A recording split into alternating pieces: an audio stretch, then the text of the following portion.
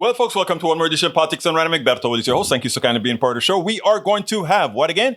A great show for you today. How is everybody doing?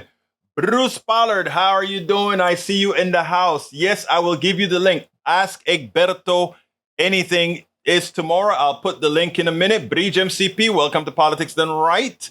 E2247, welcome to Politics Done Right. AVQ in the house. Paul Fleming in the house. Yvette Avery Herod. La Preciosa is in the house and growing. I see our channels growing. Come on, folks. Let's go ahead and get busy. How's everybody doing today? I trust all are doing fine. Well, I am doing fine. It's the weekend. How do you say? My good friend, he sends us a voice over WhatsApp every morning and, give us a positive affirmation. That is Roberto Luis. Sends out a positive affirmation every single, how should I say this? Every single day. Let's see, Egberto won't make Zoom meeting having a four-town garage sale. You go, girl. Carl Cox is in the house as well. Let me bring my Substack up because there's some stuff I couldn't cover this morning at the at my show in the morning because I had to do some pitching for KPFT, so certain items I was not able to cover, but I want to get into that in a little bit as soon as I get this screen up y funcionando con la templeta correcta. Let's see. Melanie Keelan is in the house. She said she was having some trouble connecting.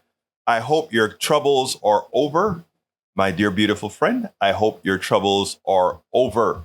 All right, let's see. Bridge MCP has some words for me. Let's see. Michael Rudnin hasn't shown up yet, has he? Yes, he has. And I actually saluted him. He said, had some minor renovations in my apartment's kitchen today. All that cleaning afterwards. I hear you, man. I know how that goes. All right, let's see what else we got here. Para ver. Vamos a comenzar esta vaina. Okay. Bridge says, more payoffs to Clarence and Jeannie Thomas surface. The Supreme Court Justice has seemingly been benefactor of cash, trips, a home for his mom, home improvement for his mom in that home, and a private school tuition for his nephew. And also remember, the mother's living there supposedly rent-free. About the only thing they haven't gotten seems to be a free trip to space from Elon Musk. But it's still early. It all began with news surfacing that Thomas had undisclosed cash and trips furnished to him from billionaire and Nazi memorabilia enthusiast Harlan Crow. Then it was discovered that Crow not only bought his mother's Florida home, but allowed her to continue living in it. On top of that, Crow provided tens of thousands of dollars worth of improvements to the home, and to that mysterious income apparently was collected by Thomas annually from a company that ceased to exist. His wife, Ginny, has also allegedly been the recipient of more secret payments, the latest coming from Leonard Liu, a conservative activist who has fought for decades to stack the court for the right wing of our political spectrum. Those payments came from former Trump advisor Kellyanne Conway. Conway has even admitted that Leo purposefully and intentionally instructed her to obscure the payments and make no mention of Jeannie Thomas being the recipient of the payments, which were funneled through where again? Conway. It's the perfect scam. We have an illegitimate Supreme Court. We've been talking about that for a long time now. It's even so more proven now. An illegitimate Supreme Court. An illegitimate Supreme Court. All right, continuing. Republican legislatures look to put local issues in liberal areas under state control. In recent years, national culture war debates have driven a surge of new legislation known as preemption bills in Republican state houses aimed at rolling back laws passed by more progressive cities. Mayors and advocates say the trend risks alienating voters who lose faith in power of their local leaders what we're seeing lately is an increase of home rule grab type legislation, said Clarence Anthony, the CEO of the National League of Cities. This year, there are 600 different preemptive laws that are being proposed by different legislatures through America that, in fact, is a rise and is very concerning to our municipal leaders. Bill targeting education, transgender, and LGBTQ rights, housing policy, gun rights, and policing are among most prevalent in the legislature sessions this year, according to the NLC. It's worse than what you think, guys. It's much worse than what you think, and we're going to go into that. All right, so hello, Bruce Pollard, Michael Rudden, Settle Carl Cox. David from once wrote, if conservatives become convinced that they cannot win democratically, they will not abandon conservatism. They will reject democracy. Isn't that what's happening right now? Also, Melanie, let's see. We also have Bruce says, well, that's a different conversation. Bruce says, I have perfected my American curry recipe. Wow, Bruce, I'm proud of you, man. What kind of, did you use meat or is it a veggie curry? What is it? All right, Eric Hayes says a bill that would give the Secretary of State power to call for an election do-over passed the state Senate Tuesday. I know that. The author of Texas Senate Bill 1993 said it's aimed at preventing Harris County from running out of ballot paper. No appointment of ballot administration than how one county, Harris, screws up 2 elections in a row. First administrator loses votes and finds thousands late, and second has insufficient paper issues when the warehouse had plenty. Who was in charge? Yes, the current commissioner. I feel for you for not noticing that these anomalies are first of all, minor, and secondly, happens all over the place, including red counties. But again, in a red state, that doesn't matter, right? But we're not a red state, and that's what we're going to talk about in a minute. All right, let's see. Paul Fleming Sr. says, I find it amazing for some in white Americans that thinks it's okay for a young black man who they think is a thug to be choked to death, yet feel it's okay to elect a thug into the White House. The guy was a Michael Jackson impersonator, and a 24-year-old man choked him to death as he was going through what was likely a mental episode, but a non-violent mental episode. This is America. I mean, we had, if you remember when a lot of this stuff started, it didn't get started. It got started with somebody like, what is the name of the guy with not the police on his choke, but the guy who, what's his name? And the guy who is in Florida, there's this vigilante guy, George, following Trayvon Martin. Just a vigilante following around Martin because he didn't think the guy belonged. He killed him, and what happened? He got off. Yeah, this is America, folks. This is America. But, you make mention of this, and too often people think, that's the exception, that is not the rule. Well, what is the rule? Or some folks make sure to try to avoid at all costs things that others don't have to avoid, But what can I say? All right. Eric K says jobs report are wrong as it's an estimate, right? There is very important data left out of his Reuters report, which is included in a report at CNBC. Numbers for March and February were revised sharply downward. It was actually downward by 149,000, but that's not sharply because, again, the numbers were so darn high. Come on, buddy. I know you don't want it to be good, but the trend is the trend is absolute. You can try to spin it however you want. This has been a great job report. The utilization is going up. All's going fine with the jobs. If we could just get the inflation numbers down, in other words, if we could just get the thugs in charge of our economy from pilfering the American people, then it would be fine. We wouldn't have the inflation that we have because we don't have a shortage of anything. So there should be no inflation. So anyhow, you can try, but you won't succeed, my dear brother Eric Hayes. Eric Hayes also says, Supreme Court Justice Sonia Sotomayor didn't recuse herself from multiple cases involving a book publisher, Penguin Random House, which paid her more than $3 million since 2010 for her own book, right?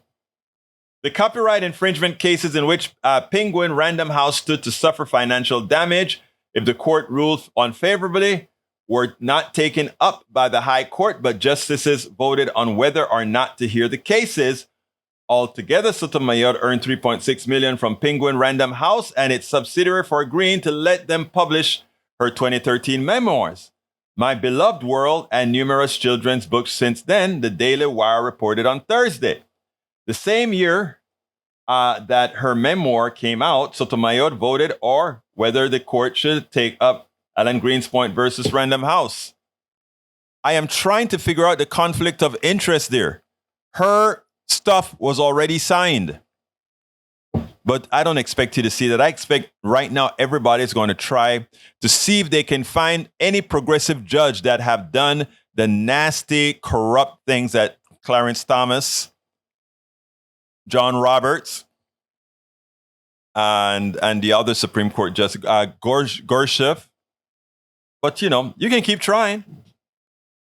Again, in general, progressives are not near as corrupt as the people who purport to be conservatives. That's just how it is. All right, let's see what else we got here. Michael Rudness says, I've not been paying attention to the news this week at all, but damn, what the F, San Bernardino. New York City chokehold death of Jordan Neely ruled a homicide as outrage grows over subway killing. The caught on video chokehold death of a homeless, mentally ill Michael Jackson impersonator by a former U.S.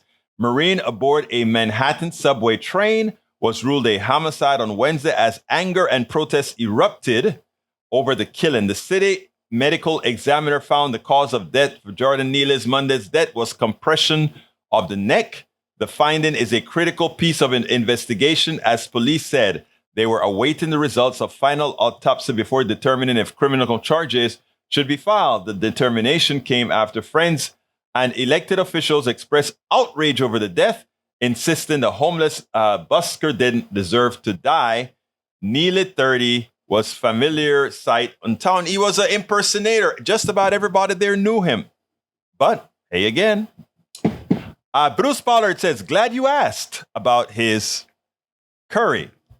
Tofu, carrot, potato, onion, mushroom, cabbage, green pepper, fresh ginger, cardamom, coriander, fresh garlic, Indian red pepper, smoked paprika, and coconut milk. That is tasty, my brother. I can already taste the flavor. Zimmerman was the guy who killed Trayvon Martin. Thank you. Paul Fleming Sr. says, yes, Herschel Walker isn't a smart man. He thought he was okay to take $500,000 out of House campaign for his own personal use. He can thank Trump. That's the name of the game. All right, Bree says, Biden became president less than a year after the economy shed nearly 22 million jobs over 2 months. March and April 2020, because of the COVID-19 pandemic, the jobs recovery then began immediately after that under then President Donald Trump. But there was still an unprecedented hole to fill when Biden took office. Biden is free to argue that his stimulus legislation and other policies have helped the country gain jobs faster than it otherwise would have.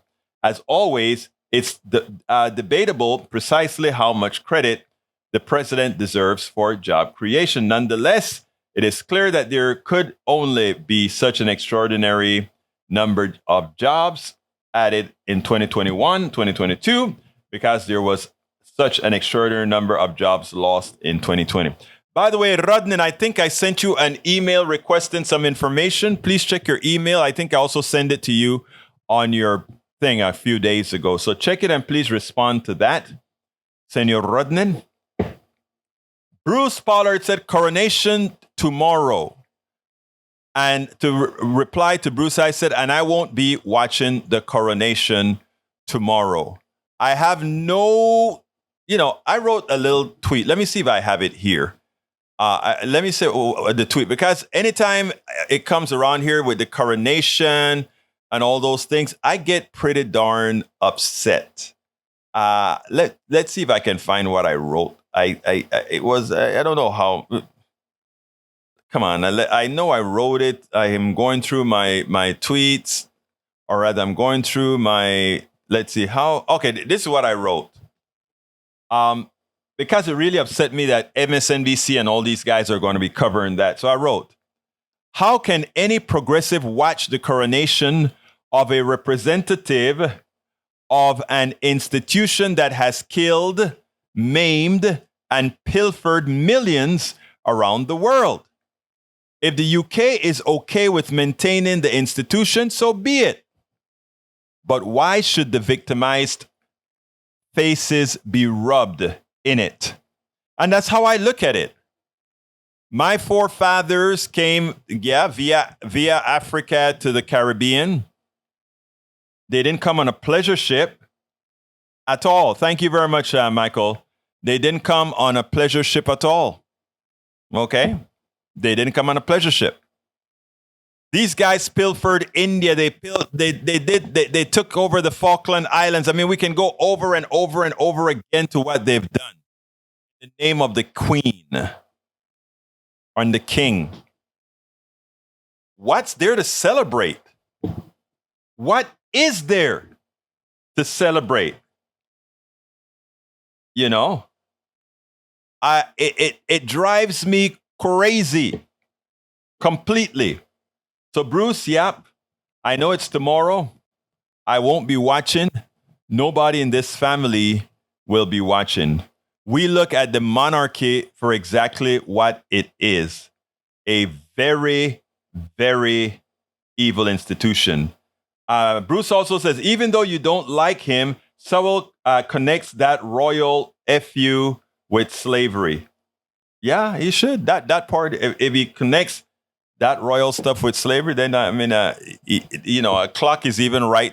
A dead clock is right twice a day, right? A dead clock is right twice a day. All right.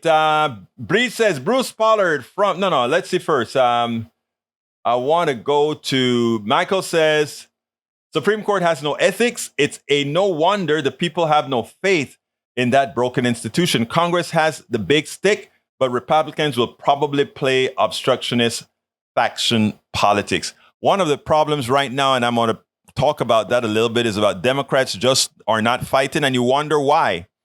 And I think one of the reasons why is they themselves are on the take, but we'll talk about that a little bit later because it's particular Democrats we're talking about.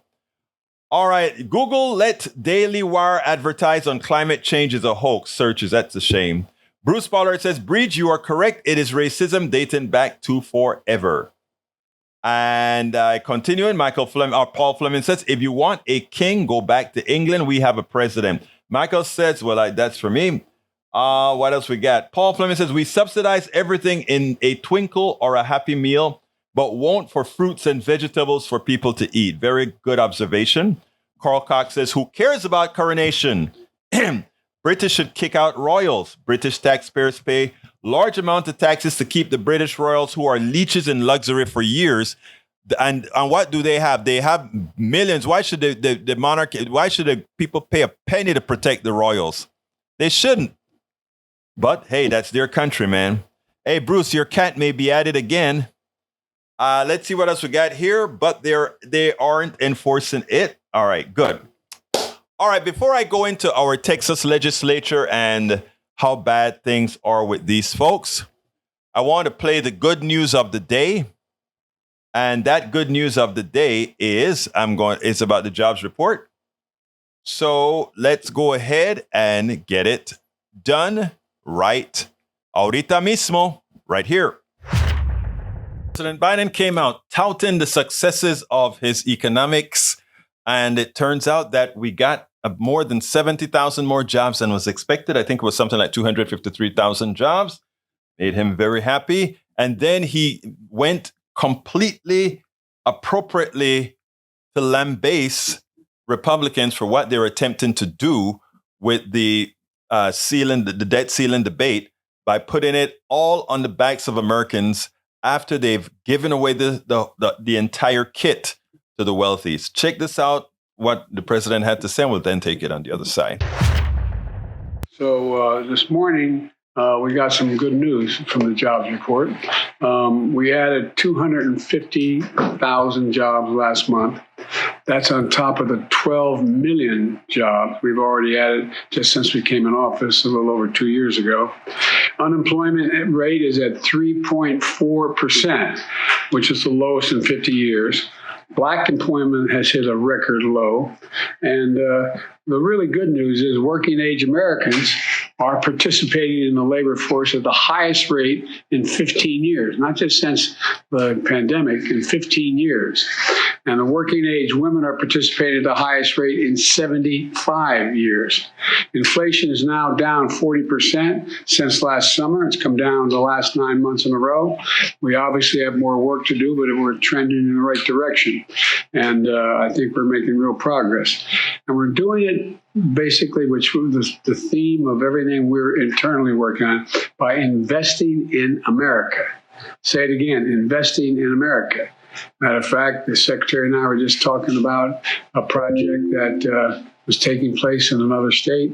And the reason that we're having a significant investment in America, they said, well, we can't build this unless we go ahead and contract out for a lot of work. She said, no, I'm not going to do that way. Well, guess what? They figured out how to do it in America at the right price, at the right time, at the right state.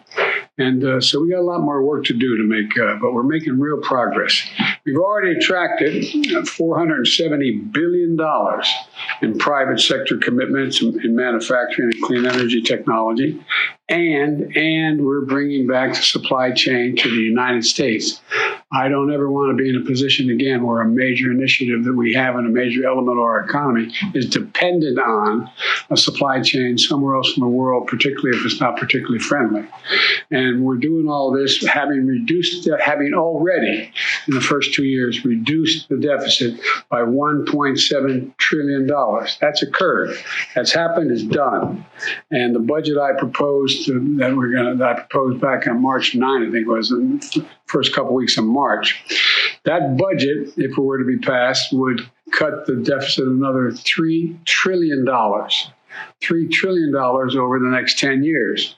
Unfortunately, I won't say Republican because I think they're pretty well divided, but our MAGA Republicans in Congress are threatening to do all this progress by letting us, quote, default on the debt unless we agree to their demands.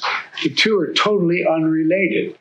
Whether you pay the debt or not doesn't have a damn thing to do with what your budget is. What your budget is.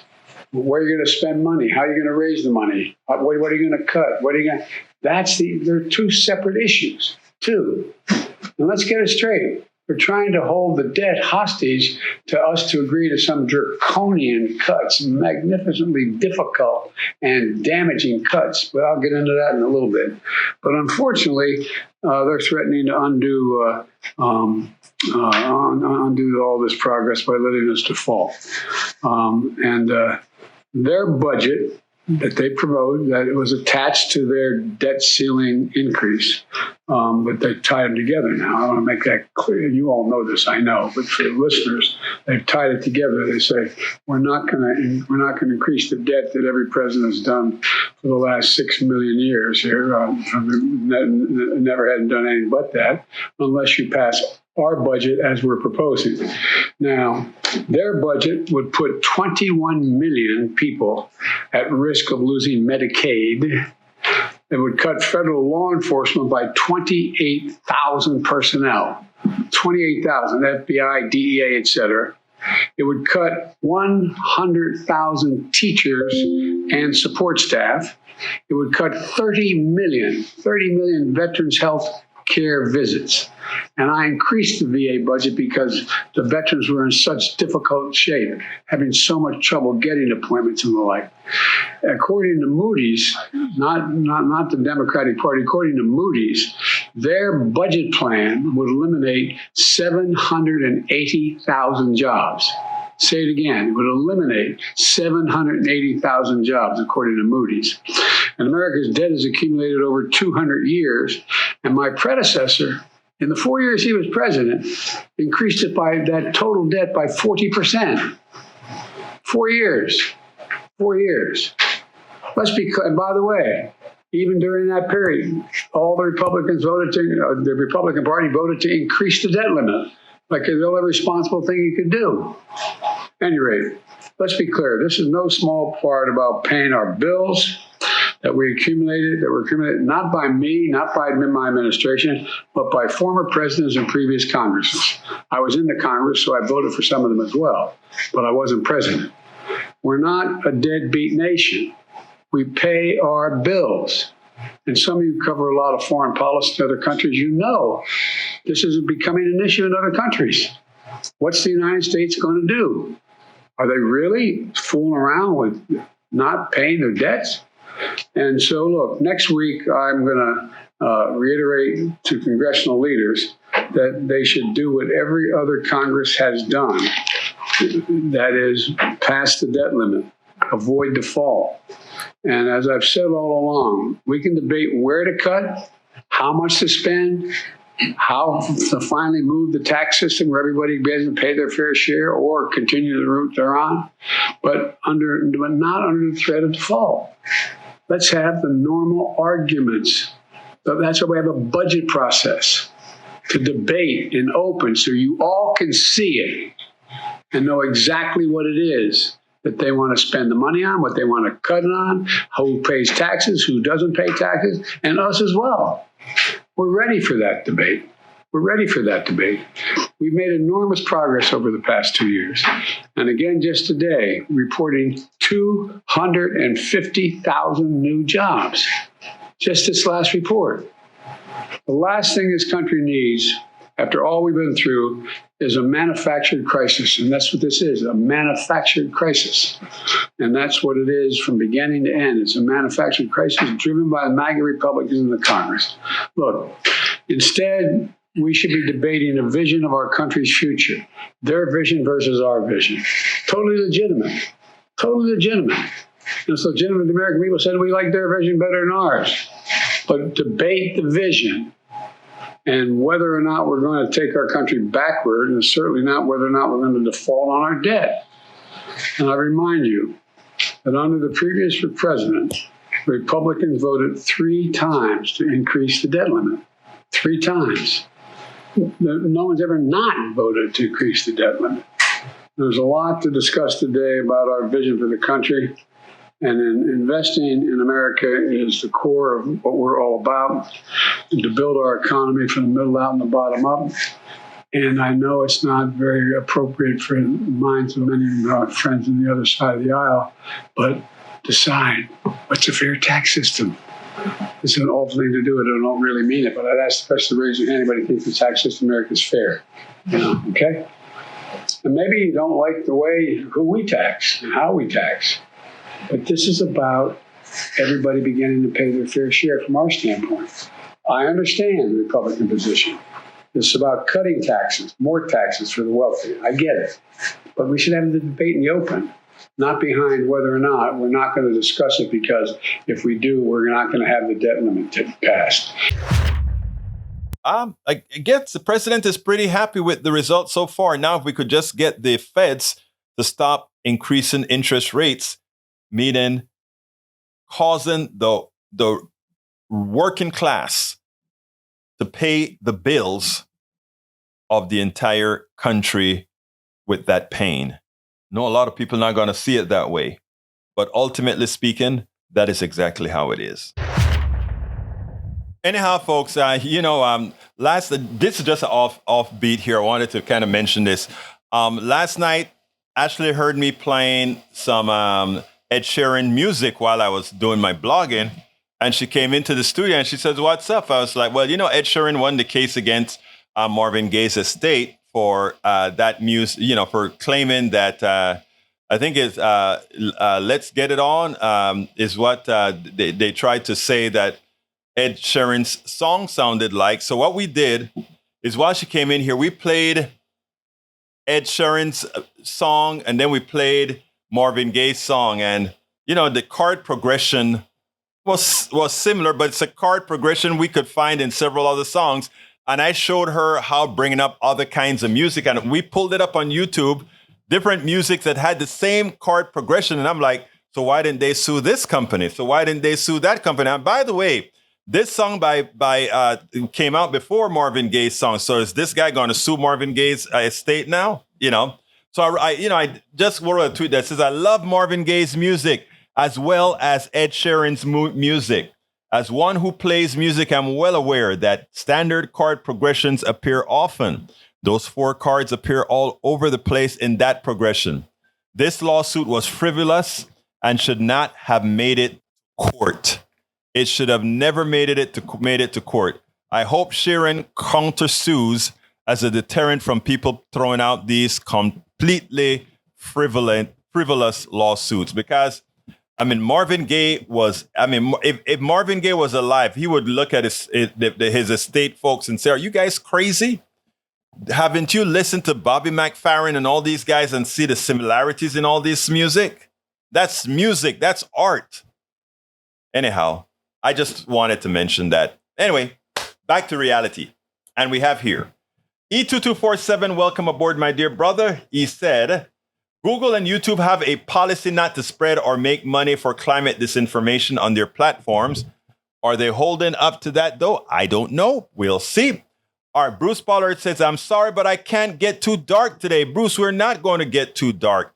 We're just going to keep trucking, sir. Let's see what else we got here. Para ver. What is climate disinformation? Well, he gave us some links. E2247 did that for us. Carl Cox says, if Nazi Germany had kidnapped British royals, the British would have surrendered. E2247 says, climate action against disinformation coalition is a growing and unprecedented effort of over 50 organizations committed to address one of the largest barriers to advancing climate change. That is CAAD.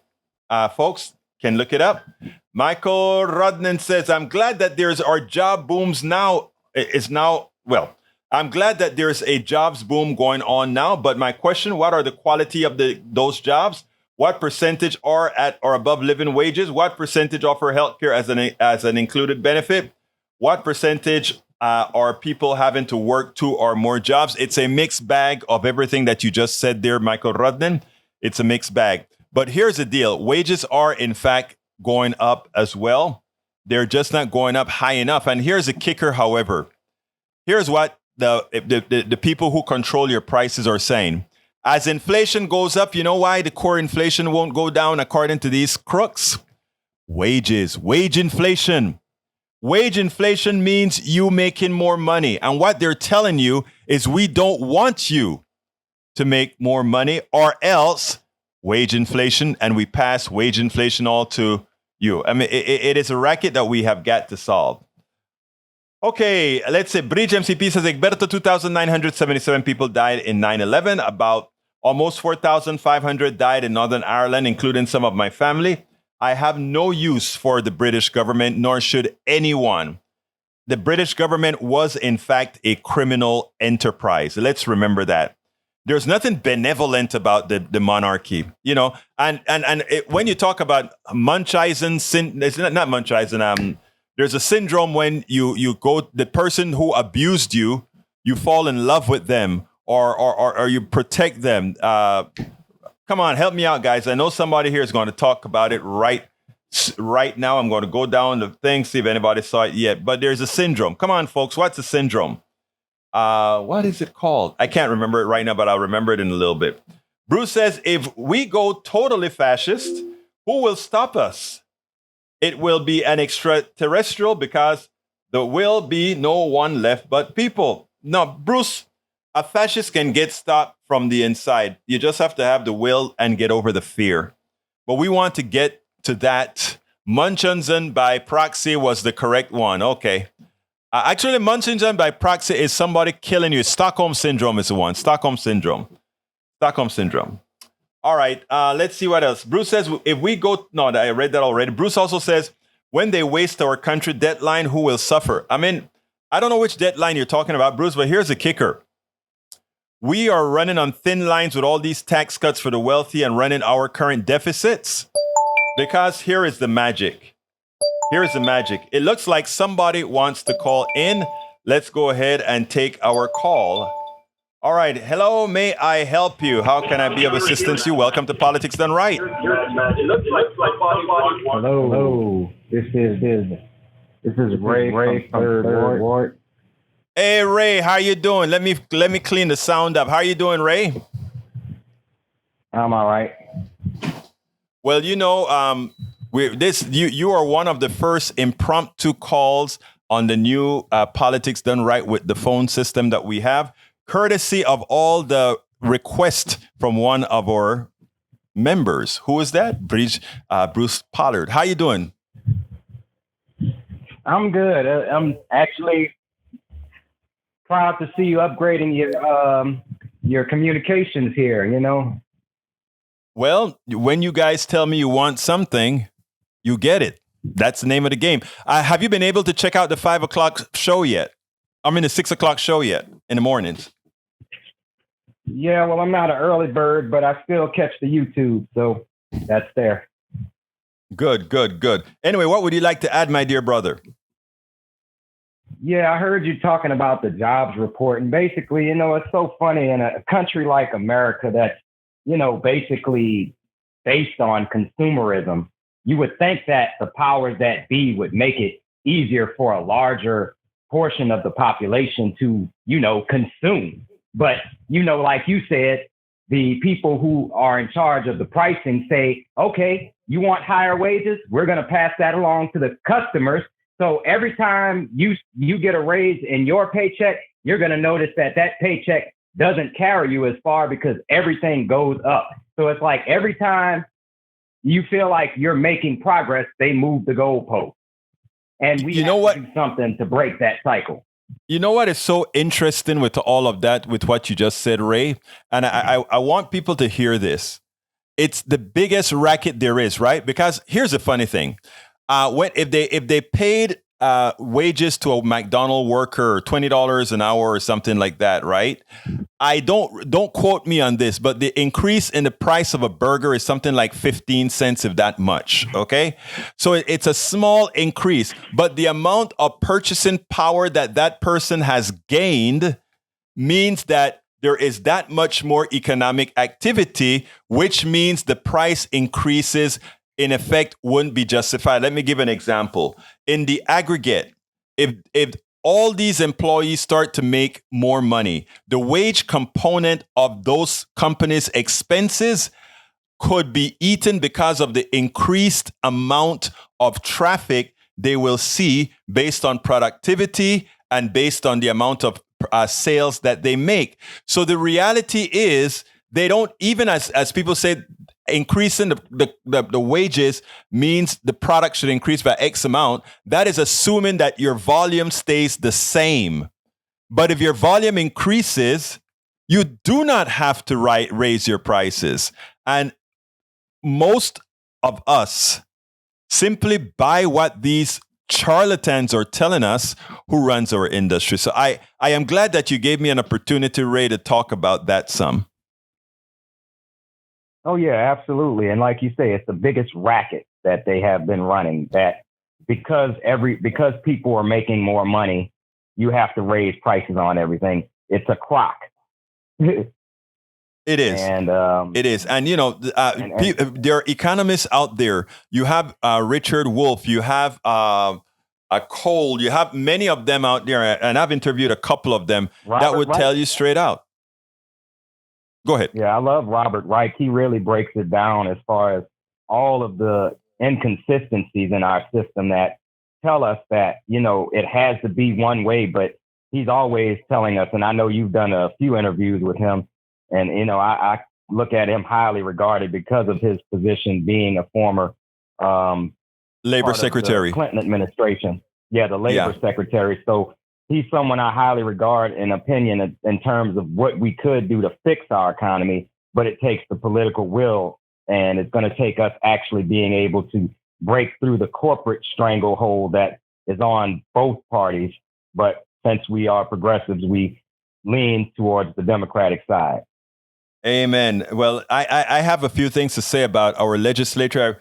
I don't know if I'm going to get a chance to get to it. I'm going to try my best, but thank you so kindly for calling in, Ray. And not only that, you are one of our since we've started taking calls, let me just tell you, you are the first impromptu call we have received thus far. So thank you for showing that all the work that went into putting this together worked out. And I want to say, hey, Bruce, thank you for making this suggestion of, hey, bite the bullet and making the show exactly as it is, like we do it at KPFT. Thank you, my brother. Thank you for being accessible and giving me a platform. And you take care of yourself. Take care, Ray. Take care. All right, folks. Anyway, you can always call us, 281-823-7747. If you don't want to type, if you prefer to talk and say something, that is fine too. All right, continuing with the messages on the board. Bruce says, if we go totally fascist, no, I read that already. What am I? Am I losing my position in my mind? Let's go. What else we have here? Bridge MCP says a budget would put $21 million people at risk of losing Medicaid. Biden said it would cut federal law enforcement by 28,000 personnel, 28,000 FBI DEA agent. It would cut 100,000 teachers, support staff, etc. I actually have that in the blog that I wrote for what I did, Bridge. So check that out, guys. Michael Ronin says Republicans aren't serious about their budget. If half the Republicans signed into McCarthy's push as a symbolic effort, the other half of Republicans are so far gone crazy that they think such draconian cuts are a floor to go much further into eliminating government. They just don't get it. They just don't get it. Let's see. Budget and debt, two different things. Bridge, very intelligent statement. The debt is something that lives on and on and on, and it's accumulative. The debt is simply the accumulation of deficit spending budgets, okay? We get a budget this year, and it had a negative spending of 1.3 trillion. That 1.3 trillion is attached to the growing debt. You get another year, that whatever that deficit is attached to the growing debt. The truth of the matter is the debt never has to be paid off. But what happens then is you start giving away money to all the people who own those bonds. It's just all of this is just a math thing, right? Technically speaking, but we can go into monetary theory on another call or on another program. All right, let's see. Maywood says, replying to Michael, my same questions, like in Texas when they were bragging about all the jobs they had, turns out most of them were minimum wage jobs. And that's what happens in Texas. In Texas, other people come here to take advantage of how low things are in Texas. That's what really happens out here. Egberta, please read this skipped out. Read what? Let's see what you're talking about. Egberto, please read this skipped out. I'm glad for Biden and our nation that there are booms, but my question, what are the quality of jobs? Oh, I read that already, and we spoke about that. That's what Ray was talking about also, Senor. Rewind that one because I'm running out of time right now. Let's see. Bruce Pollard says, my psychologist wife says Stockholm Syndrome, and your psychologist wife, as usual, is always correct, as was Paul Fleming. What else here? AVQ says the audio from the telephone call, I guess that was good. And tell Susan hi. Hey, by the way, Bruce, did you make it onto Wally's show to talk about guns? I know he wanted to speak to you. So let me know if you made it to the show. He's popular and the estate is greeted. That's America. Yep, there you go, Paul Fleming. You hit the nail on the head. Okay, I am going to do this real quickly. I'm going to ask you guys to go to politicsdoneright.com/newsletter because I cover several things in the newsletter that I have here. And in this newsletter, let me go ahead and pull it up. The title of the show that I did this morning was Texas State Legislature, a lesson in how to kill democracy and indoctrinate the masses. And the first thing that got to me was the following. The first thing that got to me is in Texas, we're now founding something called the Civitas Institute. The Texas legislature is a danger to democracy as Republicans continue to test the limits of authoritarianism. Where are our Democratic leaders in the Senate and House chambers? The Civitas, here we go. The Civitas Institute was conceived with the help of conservative donors and state lawmakers to lead research and education based on free market principles. But it's all a crapa. It is an indoctrination engine as specified in the Powell memo, as I discussed it. So please go to the newsletter and check out that article by the Texas Tribune. The other thing that I want to talk about is the invalidation of, they wrote a law that was based, that said we can take over your election only if and only the population of that county is 2.7 million people. In other words, our county, Harris County, is the most populous county in Texas, the most democratic county in Texas. And they wrote a law specifically stating that under certain scenarios, one, they can overturn the election in that place. Two, they want to get rid of the independent group that handles the election and turn it over to the tax assessor as well as the tax assessor collector and the county clerk. Why would they do that? Those are two voting positions. Why would they do that? Because their expectation is that the other group is independent. Right now in Harris County, there's a Democrat, Ann Bennett, a friend of mine, who is the county clerk.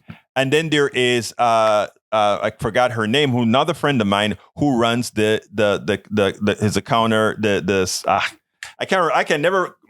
always mix the positions, but the three women that run those positions are good friends of mine. Okay, and there is a target on all of their backs right now, hoping to take them over by having the law passed preemptively when if a Republican were to given that they have the option to overturn the election, if our people get reelected, they can claim that election was fraudulent, have some new election, ensure that they can get Republicans in those positions, and then voting in this Democratic county would be controlled by MAGA Republicans. All of this is happening in slow motion. Yesterday, I took Ashley to a function at her church. And then I went to Starbucks. And something came across the screen. And I'm like, oh my God, we are not raising hell. Texans don't know what's about to hit in these metropolitan areas. Why aren't we out in the streets? Why aren't we fighting this stuff? I don't know. So I called 5 different state representatives. A couple of them couldn't speak to me because they were on the floor. But I called and, I got a call back just before the show. And and this is what she said. I won't give her name. She said, Patrick is running everything in Austin, including the governor. She said, Austin is currently being run like a plantation. She also said, right now, there is a bill to control AR-15s in committee, supported by Republicans and Democrats alike. And what do we have? He is forbidden because of the NRA telling him he can't. He's forbidden these laws to come out. So here are the things that we have occurring. We're attacking our LGBTQ community. We are screwing up on the healthcare for everybody. We are making sure that we can steal elections in the large Democratic sanctuaries, meaning Travis County, Harris County, and all these others, but specifically Harris County. And one after another, we are doing things to harm Texans. And then this is how she concluded the conversation. She said, Egberto, it's the same thing that's happening in Florida. It's the same thing that's happening in every single red state. And I said, why is it that I am not hearing our 3 senators in the Senate, Whitmire, Miles, and Alvarado? Why aren't they mobilizing the folks here in Houston to let these guys know, even if they pass a bill, that it's not going to be passed by just quiet? We are not just going to acquiesce to it. We are not just going to be silenced for them to pass the bill. It is amazing that we're not doing something about it. It's amazing we're not doing something about it. So, folks, I didn't get a chance to cover this particular subject as good as I wanted to cover it, meaning what's going on in the Texas legislature. I'll be covering it like I called, some people called into the show this morning and they wanted to know bill number. Good for me. I had the bill number and everything that they needed to fight for. But we can't just sit down. And this is for Florida. This is for North Carolina, where a Democrat went ahead and joined Republicans to give them a supermajority over the Democratic governor in North Carolina. We have to do something about it. We just can't sit back and think we have no choice. We can't do that. All right. John Carter says, then those Republicans, hey, welcome, John. Those Republicans that support the AR-15s are cowards. If our 3D senators aren't yelling from the rooftops, then maybe we need to make some changes. Let me tell you what I did. I spoke to our rep out there in Austin. I called her up yesterday and she called me back just before the show. And I posited that to her. I said, why aren't those 3 senators doing something? Because I said, where is Wenda Davis when we need Wenda Davis? Why aren't they locking things up in the Senate? And her answer to me was, Egberto, in as much as everybody should be recognized, all Dan Patrick, that is, has to do is, as these senators attempt to get recognized, is to ignore them. And then they can't filibuster.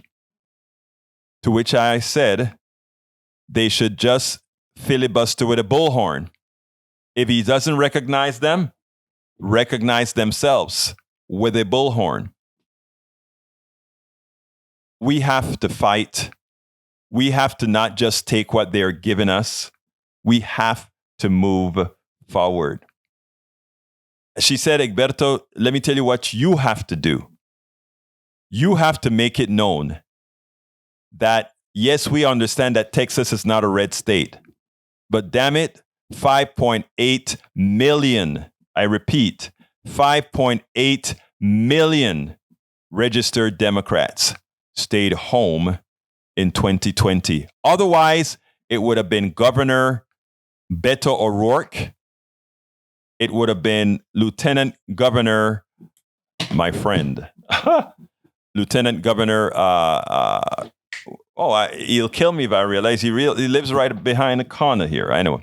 Anyway, so we have to do better. And this is not only a Houston thing. This is all over the country. Anyway, folks, I got my first batch of Mike Collier. Thank you, Mike Collier. I got my first batch of embroidered T-shirts for sale. Some of you are going to be opening your mail and getting one of these T-shirts.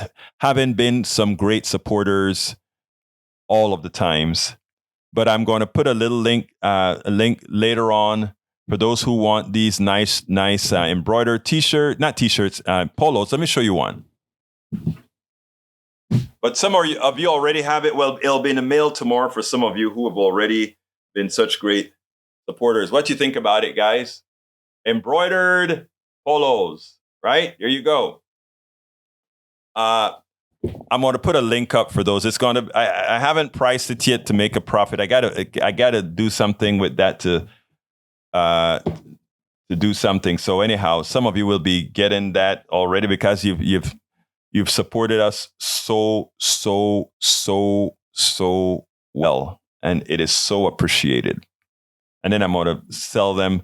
What's going to happen is that I'm probably going to take pre-orders to order because, again, cash is the thing. I got to pay it up front. So I'll probably take pre-orders on those for those who want those embroidered things. Anyhow, please remember to support the program. We cannot do it without you. And as we speak, go to politicsdoneright.com/support. politicsdoneright.com/support. That is where all the options to support the programs are found. I can tell you we are way behind fundraising. I'm ahead in fundraising at KPFT. I'm behind in fundraising for Politics Done Right here at my studio. What gives, But, what can I say? So please go ahead and support the program however you can. politicsdoneright.com/support. If you want to support, if you want direct for support, you can support on PayPal, politicsdoneright.com/PayPal, or become a patron. I need patrons, politicsdoneright.com/patrons. If you are on YouTube, please feel free to click that join button. And again, go to politicsdoneright.com/support, all the different ways that you can support this program. My name is Egberto Willies. I thank you so kindly for your eyeballs. I thank you so kindly for your ears. I can't do this. We can't do this without you. My name is Egberto Willies. It's Politics Done Right, and you know how I end this, baby. I am what? Out! We spend a lot of time deconstructing the news, trying to parse it into a form that everybody can understand. We try to find those little nitpicks where it flies above the fray, etc. If you really like these videos that we do, I want to ask a big favor. Please go ahead. Number 1, subscribe to our channel. And number 2, please join if you can. Thank you so kindly for watching. Keep watching. Please remember to share. We must populate the entire internet with our progressive message, a message that we know is what most Americans say that they want. So help us, please join.